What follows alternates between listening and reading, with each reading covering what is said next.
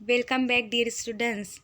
We are studying unit number 2 insulation, and our content of the topic point A, definition and mechanism of heat transfer, conduction, convection and radiation. B point, heat budget of the earth. These 2 points have covered it in 2 parts in previous lecture. Now today we have learned point C, factor affecting horizontal distribution of temperature. Factor affecting horizontal distribution of temperature. These are the following. First, latitude, altitude, nearness of sea, winds, ocean current, kind of land surface, slope, vegetation cover, and clouds. Horizontal distribution means this is the globe, and there are the divided two parts, northern hemisphere and southern hemisphere, and this line called equator, 0 degree equator. और यहाँ पर जैसे जैसे हम upper side जाएंगे globe के, तो ये लाइन ड्रॉ होती है north to south direction. This is called as the latitude, and latitude is the horizontal distribution of temperature. यहीं से क्या होता है, हॉरिजॉन्टल डिस्ट्रीब्यूशन का टेम्परेचर इफ़ेक्ट होता है. तो इस इफ़ेक्ट में क्या होगा, यहाँ पर जो सोलार रेडिएशन है, सोलार रेडिएशन के इफ़ेक्ट से क्या होगा, जैसे जैसे हम इंक्रीज़ करेंगे, अल्टीट्यूड इंक्रीज़ होगा, देन डिक्रीजेज ऑफ टेम्परेचर. आप सभी को पता है कि यहाँ पर 90 डिग्री नॉर्थ पोल है एंड 90 डिग्री साउथ पोल है, और these poles have cold region. यहाँ पर कोल्ड रीजन अवेलेबल है. तो जैसे जैसे हम लैटिट्यूड के ऊपर जाएंगे तो क्या होगा, टेम्परेचर का डिस्ट्रीब्यूशन होगा. तो उसके बेस पर यहाँ पर फैक्टर्स से इन्वॉल्वमेंट किए गए हैं, सम फैक्टर्स से अफेक्टिंग इन्वॉल्वमेंट की गई है, जिसकी बेस पर क्या होता है, डिस्ट्रीब्यूशन चेंज होता है. Now one by one have learn. First factor, latitude. Latitude is the primary factor to influence horizontal distribution. This is the globe and this is the meridian line and equator, and these are the latitude. अब latitude में यहाँ पर क्या हो रहा है, incoming solar radiation on the earth surface पर आ रही है. अब यहाँ पर इसको नाम दिए गए influence of the horizontal distribution. तो यहाँ पर ये वर्टिकल फॉर्म में कहाँ पर क्रिएट हो रही है, 0 डिग्री इक्वेटर पर. तो ये वर्टिकल फॉर्म में होने की वजह से यहाँ पर क्या होगा, टेम्परेचर इंक्रीज रहेगा अदर देन हाई लैटिट्यूड. जैसे जैसे हम लैटिट्यूड के ऊपर जाएंगे, than less warmer of the temperature कैसा हो जाएगा, लेस हो जाएगा, because sun rays are found vertical within the range of tropical belt, that is between 23.5 degree C north and south direction. जो वर्टिकल सन रेज रहती हैं वो near about 0 degree to 23.5 degree पर वर्टिकल्स जो rays रहती हैं वो reach करती हैं, पहुंचती है सोलार एनर्जी. तो यहाँ पर टेम्परेचर इंक्रीज रहेगा. बट जैसे जैसे अल्टीट्यूड इंक्रीज होगा, then decreases of the temperature. The angle of incidence of sun rays, length of day at any given location are all controlled by the latitudinal magnitude. The higher latitude due to the obliqueness of the solar rays and changing length of the day and night. अब देखो यहाँ पर क्या हो रहा है, some places reach the solar radiation vertical form, horizontal form and obliques यानी आड़ी तिरछी लाइन में आते हैं. तो जिसकी बेस पर क्या हो रहा है, यहाँ पर टेम्परेचर का इफेक्ट हो रहा है. पोलर रीजन पर ऑब्लिक्यूनेस से जो सोलार रेडिएशन होते हैं, तो यहाँ पर सन रेज पूरी तरीके से यहाँ पर पहुँच नहीं पाती, जिसकी बेस पर क्या होता है, यहाँ पर टेम्परेचर डिक्रीज़ होता है. ये पूरा पोल रीजन रहते हैं, और इसी की बेस पर डे और नाइट यहाँ पर भी इसका इफ़ेक्ट होता है. जो लेंथ ऑफ द डे है, सपोज़ हम कहते हैं कि 22 जो दिसंबर रहता है, नाइट कैसी रहती है, लॉन्ग रहती है। और क्योंकि यहाँ पर अर्थ सरफेस है वो क्या हो जाता है, अर्थ और सन से बहुत ज़्यादा दूर हो जाता है। बट अगर हम 21 जून की बात कहेंगे तो क्या होता है, डे बहुत ज़्यादा बड़ा होता है, यानी दिन बहुत ज़्यादा बड़ा होता है।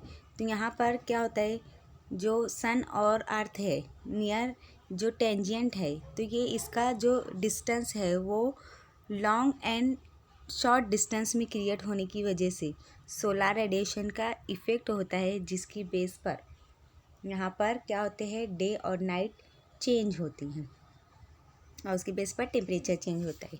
नेक्स्ट पॉइंट है altitude. Altitude elevation is the significant factor influence temperature, particularly in tropic. The thermal uniformity prevailing in tropic is upset by the effect of altitude. Solar radiation यहाँ पर वर्टिकल फॉर्म में है और यहाँ पर जो vertical form में है तो यहाँ पर ट्रॉपिक ऑफ कैंसर है, ट्रॉपिक ऑफ कैप्रिकॉर्न है। नदर्न हेमिस्फीयर पर tropic of Cancer and southern hemisphere tropic of Capricorn. तो यहाँ पर क्या होता है, सोलार रेडिएशन है तो वहाँ पर चेंज होगा। चेंज होने की वजह से अल्टीट्यूड इंक्रीज़ हो रहा है। अल्टीट्यूड इंक्रीज़ होने की बेस पर यहाँ पर थर्मल जो है एनर्जी मीन्स टेम्परेचर है वो कैसा होता है, प्रिवलिंग होता है, अपसेट होता है, इसका इफ़ेक्ट होता है। Due to variation in altitude large difference of temperature and found over the short distance, जिसकी बेस पर क्या होता है, डिस्टेंस है जो चेंज होता है। मीन्स देखो यहाँ पर क्या हो रहा है, हाइट के ऊपर जैसे जैसे हम जाएंगे तो यहाँ पर जो सोलार रेडिएशन है उसका डिस्टेंस शॉर्ट वेरिएशन हो रहा है। तो शॉर्ट वेरिएशन की होने की बेस पर टेम्परेचर पर इसका इफ़ेक्ट होता है। Next point, nearness of the sea. The differences of medium such as liquid and solid makes the differences of heat and cooling of water and land masses. Look at these two picture. Day and night time. अब यहाँ per day time में आप लोगों को दिखाई दे रहा होगा ये लैंड मास है, ये वाटर है, वाटर सरफेस पे। तो जो लैंड एरिया है वो सॉलिड है और जो वाटर है तो वो क्या है, लिक्विड फॉर्म में। अब हीट ट्रांसफ़र होता है, हमने प्रीवियस लेक्चर में हीट बजट में देखा है कि जो हीट ट्रांसफ़र होती है वो डिस्ट्रीब्यूट होती है। अब यहाँ पर जो रेडिएशन होता है तो रेडिएशन का इफ़ेक्ट कहाँ पर होगा, अर्थ सरफेस पे भी होगा और वाटर पे भी होगा। तो यहाँ पर चेंजेस क्या होंगे, जो अर्थ सरफेस है गेट हीटेड एंड कूल्डेड फास्ट, ये होता है। बट यहाँ पर जो वाटर है ये कन्वेक्शन एनर्जी क्रिएट करता है, यानी यहाँ पर डे टाइम में क्या होता है, वाटर स्लोली कूल होता है एंड नाइट टाइम में ये क्या होता है, हॉट होता है। Look at this picture. अब यहाँ पर इंक्रीज़ होगा टेम्परेचर, कहाँ पर, सरफेस पर, अर्थ सरफेस पर टेम्परेचर इंक्रीज़ रहेगा। तो इसकी वजह से क्या होगा, यहाँ की जो विंड रहेगी वो कैसी रहेगी, लाइट वे रहेगी और प्रेशर लो रहेगा। तो जिसकी वजह से राइज़ अप होगा, जो विंड है वो राइज़ अप होगी, यानी लो प्रेशर से हाई प्रेशर की तरफ मूव ऑन होगी और ये हाई प्रेशर से लो प्रेशर की तरफ मूव ऑन होगी। तो ऐसे इसका क्या होगा, सर्कुलेशन होगा। बट नाइट टाइम में क्या होगा, नाइट टाइम में पोजीशन चेंज हो जाएगी। यहाँ का जो लैंड है वो क्या हो जाएगा, ये इसकी कैपेसिटी कैसी हो जाएगी, हाई हो जाएगी कि यहाँ पर जो टेम्परेचर है वो कोल्ड हो जाएगा और जो प्रेशर है वो हाई हो जाएगा। अदर देन दी वाटर बॉडी का प्रेशर कैसा रहेगा, प्रेशर लो रहेगा because increases of the temperature कैसा रहेगा, इंक्रीज रहेगा। जिसकी बेस पर यहाँ की जो विंड रहेगी वो क्या होगी, यहाँ पर ब्लो अप होकर राइज अप होगी, राइज अप होने की वजह से low pressure to high pressure move on होगी।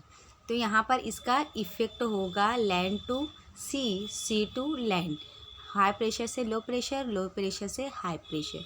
The air near the sea do not show very high temperature in summer and very low temperature during winter. जो summer time रहता है, summer time में क्या होगा, टेम्परेचर इंक्रीज़ होगा। क्यों increase होगा? बिकॉज जो सोलार रेडिएशन है, सॉरी सोलार है, और जो अर्थ प्लैनेट है हमारा, वो क्या हो जाता है, ये जो रिवोल्यूशन होता है, तो रिवोल्यूशन के बेस पर वो क्या होता है, अर्थ और सन के नियर अबाउट करीब आ जाता है। तो करीब आने की वजह से क्या होता है, यहाँ पर समर सीज़न जो चेंज होता है, तो यहाँ पर टेम्परेचर इंक्रीज़ हो जाता है। But other season means winter season में क्या होता है, सन और अर्थ का जो डिस्टेंस है वो फार अवे हो जाता है, जिसकी बेस पर क्या होता है, यहाँ पर विंटर सीज़न क्रिएट होती हैं। तो इसी तरह ये क्या होता है, यहाँ पर भी land to sea, sea to land, यहाँ पर टेम्परेचर का इफ़ेक्ट बताता है। The range of temperature in coastal area therefore remains smaller than the place which are considerably away from the water body, जिसकी बेस पर जो coastal regions रहते हैं वहाँ पर क्या होता है, यहाँ पर इफ़ेक्ट होता है टेम्परेचर का रिमेनिंग प्लेसेस में स्मॉलर देन प्लेसेस में considerably away from the water body की बेस पर क्या होता है, कोस्टल रीजन में यहाँ पर टेम्परेचर का इफ़ेक्ट होता है। नेक्स्ट पॉइंट है wind is the horizontal motion this is called as the wind carry character of source. कैसे सोर्स लेते हैं, character of source, because our earth surface is unevenly distributed. जो हमारा अर्थ है और वर्ल्ड है, हमारा जो वर्ल्ड है वो डिस्ट्रीब्यूट किया गया है, near about 71% covered by the water and 29% earth surface. तो यहाँ पर इसके इफ़ेक्ट से क्या होता है, जैसे जैसे लैटीट्यूड होते हैं, लैटीट्यूड फॉर्म क्रिएट किया जाता है, तो लैटीट्यूड पर जो रीजन आता है, सपोज़ हमको नॉर्थ प्लेस में जो है, नॉर्थ एंड साउथ प्लेसेस में पोलार रीजन पे आर्टिक एंड अंटार्कटिक रीजन मिलते हैं, एंड अदर प्लेसेस में जैसे डेजर्ट रीजन हो गया है, Atacama and Gobi, Thar desert, these are the some desert area. तो यहाँ पर क्या होता है, यहाँ पर हॉट रीजन होता है। तो कोल्ड रीजन में हवा के जो विंड रहेगी वो कैसी रहेगी, कोल्ड रहेगी, और डेजर्ट रीजन में विंड कैसी रहेगी, वो हॉट रहेगी। लुक एट दिस पिक्चर, यहाँ पर देखो, दिख रहा है कि ये यहाँ पर पूरा आइसबर्ग है, तो जिसकी बेस पे यहाँ की विंड कैसी आ रही है, आइस जैसी है। उसके बाद यहाँ पर नेक्स्ट जो है ये डेजर्ट एरिया है, तो यहाँ पे सैंडी है, यहाँ पर टेम्परेचर है, तो जिसकी वजह से यहाँ की विंड हॉट है। तो जैसी विंड ब्लो अप होती है तो वो कैरेक्टर को कैरी करके लाती है। हॉट विंड रहेगी तो हॉट रीजन से आएगी तो हॉट विंड रहेगी, कोल्ड रीजन से आएगी तो कोल्ड विंड रहेंगी। When winds are oriented from hot region, the temperature rises, and if the winds are blowing from cold region of source, there is a drop of temperature. अब यहाँ पर क्या होगा, इसकी बेस पर hot to cold, cold to hot, इसकी base पर जब विंड ब्लो होती है अदर प्लेसेस में, अदर जो ओशंस आते हैं उस पर क्रिएट होती है, तो उसकी बेस पर क्या होता है, यहाँ पर टेम्परेचर चेंज होता है।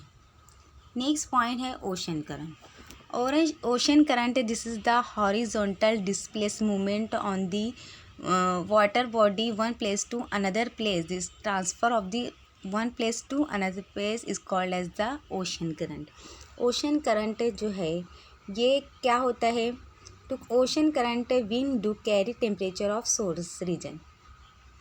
ये हमने पहले यहाँ पर बात कर लिए हैं कि जो कोल्ड रीजन आती है, कोल्ड रीजन से विंड कोल्ड रहती है, और जो हॉट रीजन रहती है, हॉट रीजन से जैसे डेजर्ट हो गया और अदर रीजन हो गया, तो वहाँ से हॉट रीजन से विंड कैरी करके आती है।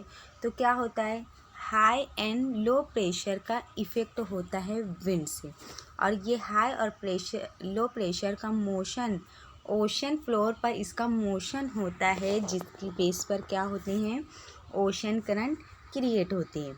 When winds flow from sea to land, these winds become responsible to the reduced annual range of temperature.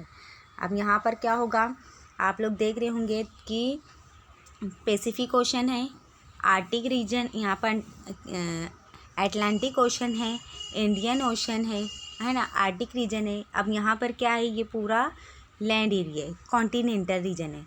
तो यहाँ विंड जो है ये क्या होती है, सम प्लेसेस में जो विंड्स है वो ब्लो करती है कहाँ पर, सी की तरफ, और सी की जो विंड रहती है ब्लो करती है लैंड की तरफ। तो ऐसे ही विंड का ब्लो होने की वजह से क्या रिस्पॉन्सिबल होता है, यहाँ का जो एनुअल रेंज ऑफ टेम्परेचर है वो क्या होता है, चेंज हो जाता है। The wind blow from land to sea during winter and wind blow from sea to land in summer. Summer में क्या होता है, विंड जो ब्लो होती है विंटर, ड्यूरिंग विंटर टाइम में लैंड टू सी, ज़मीन से कहाँ पर, समुंदर की तरफ जाती है। और समर सीज़न में क्या होता है, समर सीज़न में विंड कहाँ ब्लो करती है, सी टू लैंड, यानी समुंदर से ज़मीन की तरफ क्या होती है, ये ब्लो करती है। क्योंकि देखो यहाँ पर क्या होता है, प्रेशर जो टेम्परेचर है बहुत ज़्यादा, समर सीज़न में टेम्परेचर इंक्रीज़ रहता है, और जो विंटर सीज़न है यहाँ पर प्रेशर कैसा रहता है, टेम्परेचर कैसा रहता है, डिक्रीज़ रहता है, बिकॉज ऑफ जो revolution of the earth surface है। तो अर्थ सरफेस का रिवोल्यूशन जैसे होता है उसकी बेस पर क्या होता है, सीज़न चेंज होते हैं। This changes of temperature, the range of temperature is found higher due to this reason. तो यहाँ पर जो रीजन होता है, रीजन के बेस पर क्या क्रिएट होता है, टेम्परेचर चेंज होता है। Kind of land surface, next point horizontal का kind of land surface.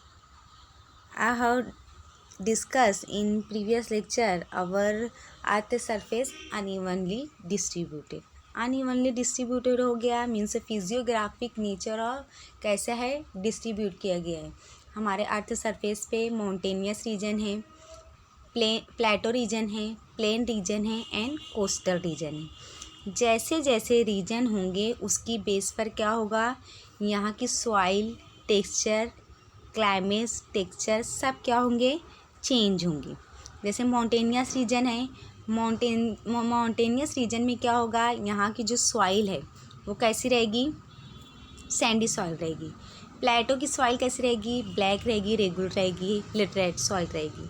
Plain region में जाएंगे तो यहाँ की सॉइल कैसी रहेगी, एलुवियल सॉइल रहेगी। कोस्टल रीजन पर जाएंगे हम तो इसकी सॉइल कैसी रहेगी, मार्शी रहेगी, मीन्स दलदली सॉइल रहेगी। तो land bear differential character with the respect of texture, colour, structure, prosperity of the permeability types of soil. There are the some different types of the soil available on the earth surface, यहाँ पर earth surface पर available होती हैं। तो इसकी base पर भी क्या होता है, यहाँ पर भी टेम्परेचर का इफ़ेक्ट होता है सॉइल पर।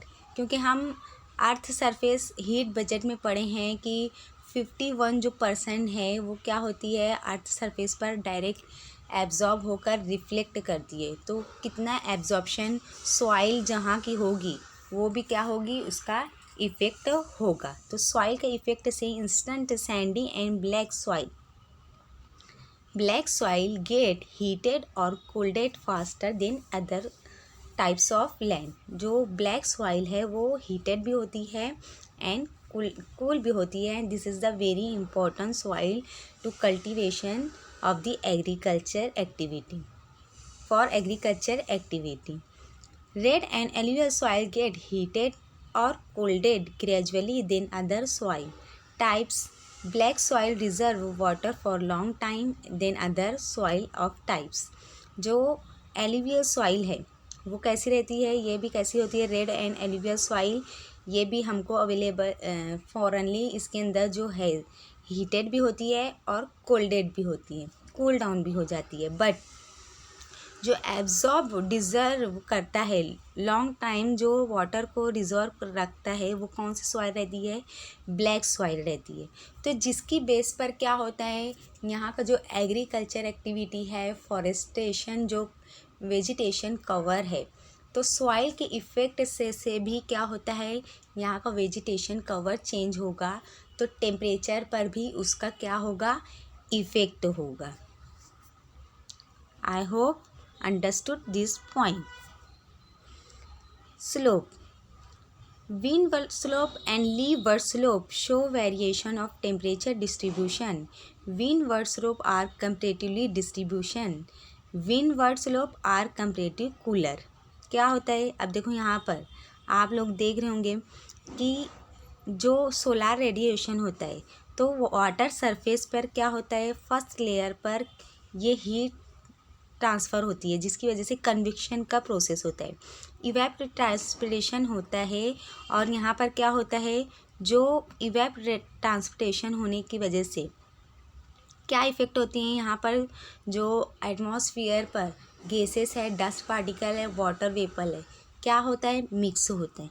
मिक्स होने के बाद यहाँ पर टेम्परेचर और प्रेशर के इफ़ेक्ट से क्या होता है, कंडेंसेशन होता है। कंडेंसेशन मीन्स क्लाउड्स फॉर्मेशन होते हैं। क्लाउड्स फॉर्मेशन होने के बेस पर जब इसके अंदर पूरा जो एरिया है वो स्टीम वाटर वेपर जब क्लाउड फॉर्मेशन में क्रिएट होता है और जब उसके ऊपर लोड होने लगता है टेम्परेचर और प्रेशर के इफ़ेक्ट से, तो क्या होता है, प्रिसिपिटेशन का इफ़ेक्ट होता है। Precipitation means rainfall, heavy rainfall create होती हैं। हैवी रेनफॉल होने की वजह से अब यहाँ पर क्या हो रहा है, यहाँ पर देखो माउंटेन रीजन है, माउंटेन रीजन में हमको शो कर रहा है विंडवर्ड, यानी यहाँ से वो विंड जो है ब्लो करके आ रही है तो कुछ ना कुछ अपने साथ कैरी करके लाती है, जिसकी बेस पर क्या होता है, कंडेंसेशन हो रहा है एंड प्रिसिपिटेशन का इफ़ेक्ट हो रहा है, जिसकी बेस पर यहाँ पर मॉइस्चर का इफ़ेक्ट होता है, ह्यूमिडिटी का इफ़ेक्ट होता है, जिसकी बेस पर क्या हो रहा है, यहाँ पर प्रिसिपिटेशन का इफ़ेक्ट होता है। प्रिसिपिटेशन के इफ़ेक्ट होने की वजह से लीवर्ड साइड मीन्स इसके जो अदर साइड है, लीवर्ड साइड में इसका इफ़ेक्ट होता है। यहाँ पर क्या इफ़ेक्ट हो रहा है, यहाँ पर वाटर शेडो बनती हैं। जो वाटर शेडो है वो वाटर शेडो यहाँ पर हमको दिखाई देता है वैली में, रेन शेडो हमको दिखाई देता है। तो जिसकी बेस पर these both are the valley side differences and comparatively changes variation of temperature.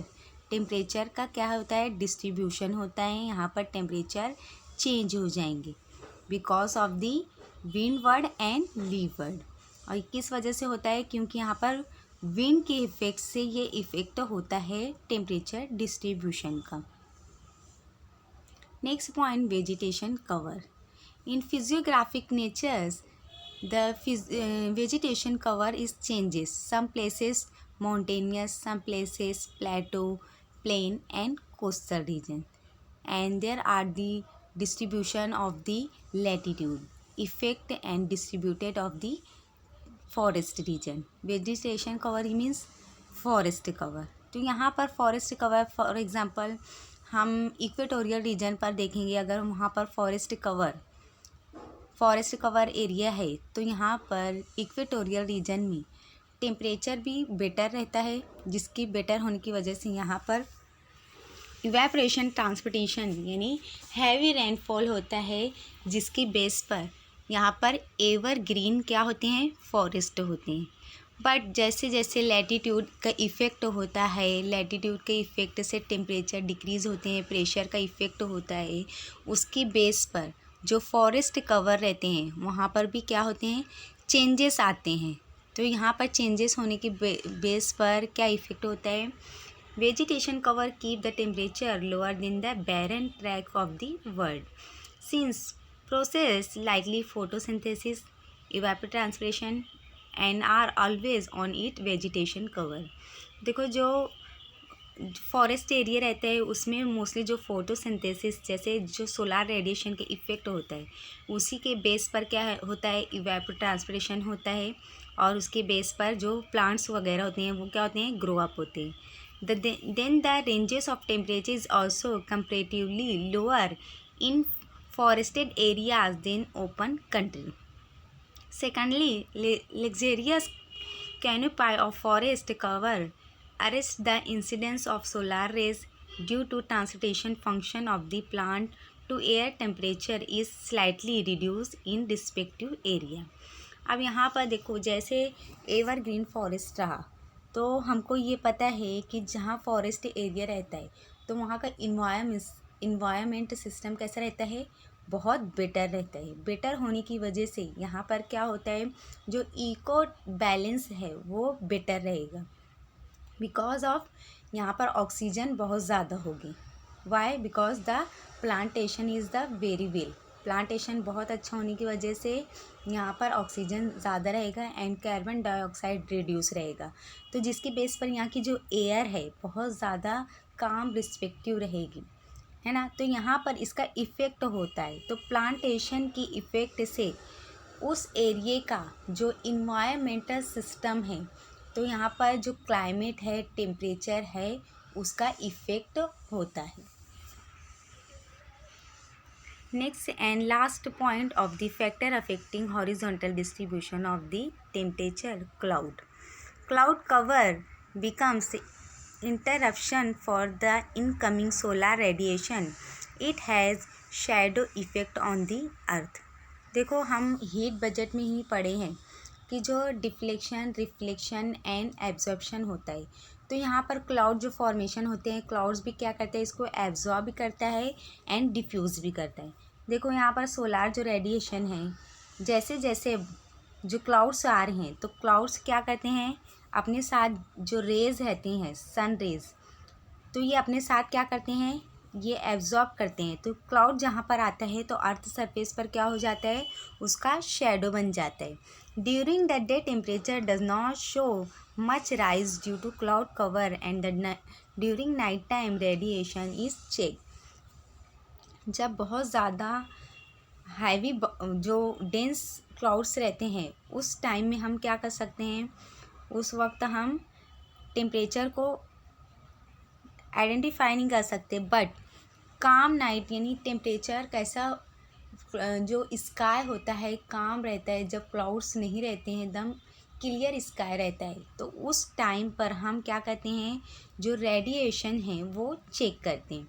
Hence the ranges of temperature is cloudy atmosphere remains comparatively smaller than the open sky condition. तो यहाँ पर क्या होगा, जो कंडीशन होगी वो change होगी।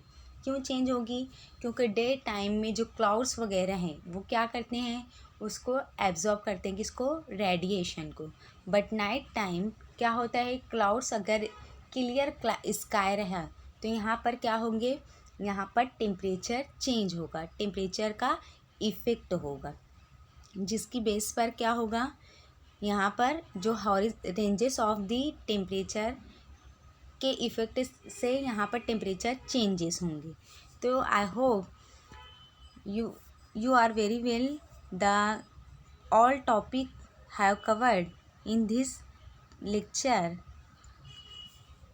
Any problem of the lecture, then during lecture time I have discussed next point in next lecture.